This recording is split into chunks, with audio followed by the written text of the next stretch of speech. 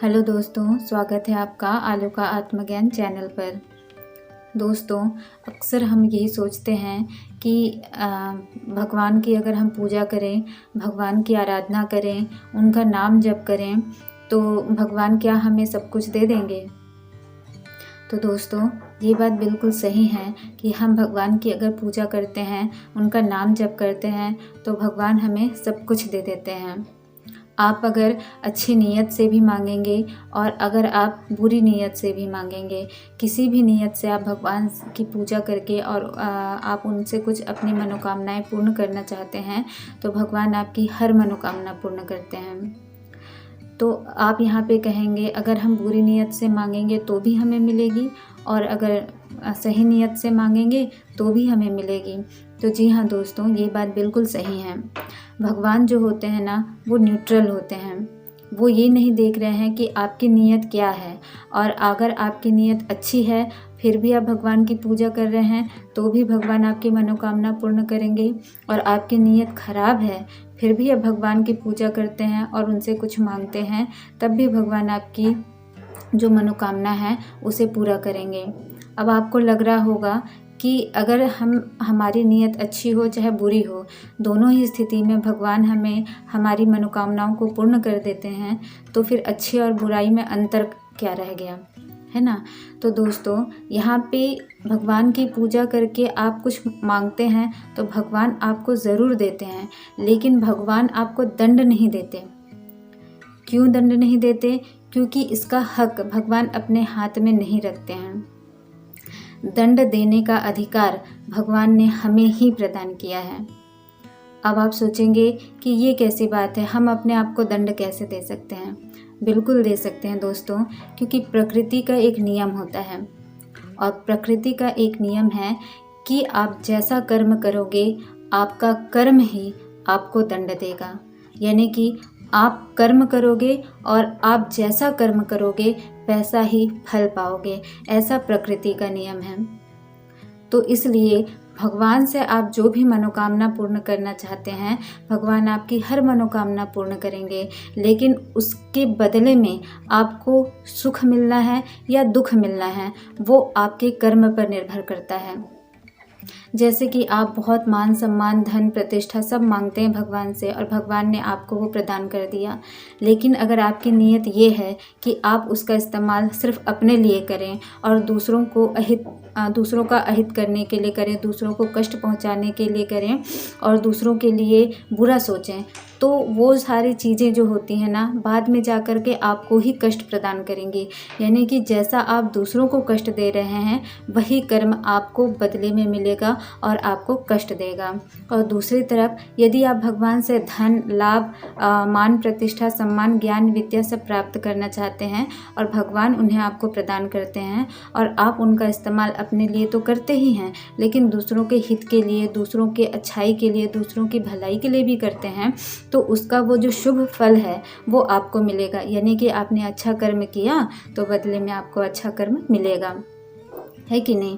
लेकिन दोस्तों, अधिकतर लोग भगवान पे दोषारोपण करते हैं और कहते हैं कि भगवान जो होते हैं ना, हमारे साथ अच्छा नहीं करते, हमें इतना तकलीफ़ देते हैं, हमें इतना दुख देते हैं। तो आप लोगों को मैं ये बता दूं दोस्तों कि भगवान हमें कभी दुख या सुख नहीं देते हैं। हमारे कर्म जो होते हैं ना, वो हमें सुख और दुख देते हैं। इसलिए हमेशा अपने कर्मों पर नज़र डालिए कि आप कौन सा कर्म करते हैं, आपका कर्म करते समय नियत क्या होता है। आप दूसरों को सुख पहुंचाने के लिए कर्म करते हैं या दूसरों को दुख पहुंचाने के लिए, और यही चीज़ आपके सुख और दुख का कारण बनती है। तो इससे संबंधित मैं एक उदाहरण आपको देना चाहूँगी दोस्तों। जैसे हम सब जानते हैं कि रावण है। रावण एक महान, शक्तिशाली, ताकतवर इंसान था, ठीक है, और उसके पास बहुत ज्ञान था। वो ज्ञानी था और इतना शक्तिशाली था कि उन्होंने इंद्रलोक को भी जीत लिया था, है ना। पूरे जो ग्रह होते हैं उनके अधीन रहते थे, वो इतना शक्तिशाली था और वो हमेशा शिव जी की पूजा करता था। उनके आराध्य कौन थे? शिव जी थे, और शिव जी का आशीर्वाद उन पर हमेशा बना रहता था क्योंकि वो भगवान की पूजा करते थे। लेकिन इतना इतना महान इंसान होने के बावजूद, इतना शक्तिशाली इंसान होने के बावजूद, इतना मान सम्मान धन प्रतिष्ठा ज्ञान अर्जित करने के बावजूद उसका हश्र क्या हुआ, ये हम सब जानते हैं। उसका कारण क्या था? उसका कारण था उसका नीयत। उसका नीयत क्या था? कि अहंकार को बढ़ावा देना, कि मैं श्रेष्ठ हूँ, मैं सबसे महान हूँ, मैं शक्तिशाली हूँ, और इसकी वजह से दूसरों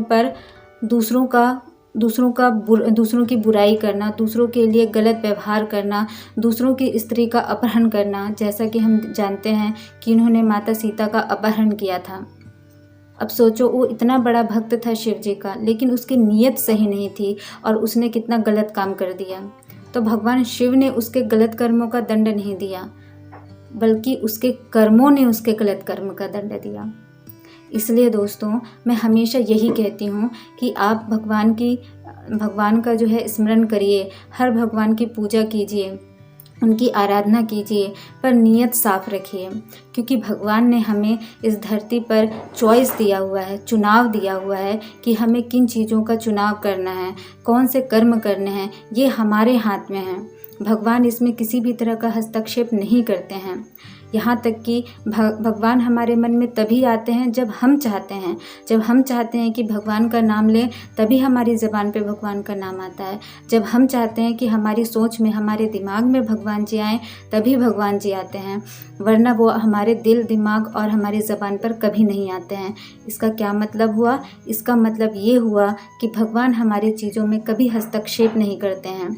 यानी कि हमारे सुख और दुख का कारण भगवान नहीं बनते हैं, हमारे सुख और दुख का कारण हमारे कर्म बनते हैं। जैसा हम कर्म करेंगे वैसा ही हम फल पाएंगे। और ऐसे ही कहावतें नहीं बनी जाती है दोस्तों। यहाँ पे हमारी जो कहावतें हैं कि जैसा बोगे वैसा काटोगे, इसमें कुछ तो बात होगा ना। हमारे जो पुराने लोग हैं उन्होंने ऐसे ही कोई बात नहीं कही है। बहुत सारी जो बातें होती हैं उसमें गूढ़ रहस्य छिपा होता है। और ये भी बहुत बड़ी बात है कि जैसा हम कर्म करते हैं वैसा हम फल पाते हैं। तो आप लोगों से यही रिक्वेस्ट है, आज के बाद भगवान जी को दोष देना बंद कर दीजिए और अपने कर्मों पर ध्यान दीजिए, क्योंकि आप जो कर्म करेंगे वही कर्म आपके सुख और दुख का कारण बनेंगे। तो दोस्तों, उम्मीद करती हूँ कि यहाँ पे जो मैं कहना चाहती थी वो आप लोगों को समझ में आ गया होगा, और माता रानी की प्रेरणा से जो मुझे समझाना था वो मैंने समझा दिया होगा। तो दोस्तों, आज यहीं तक। नमस्कार।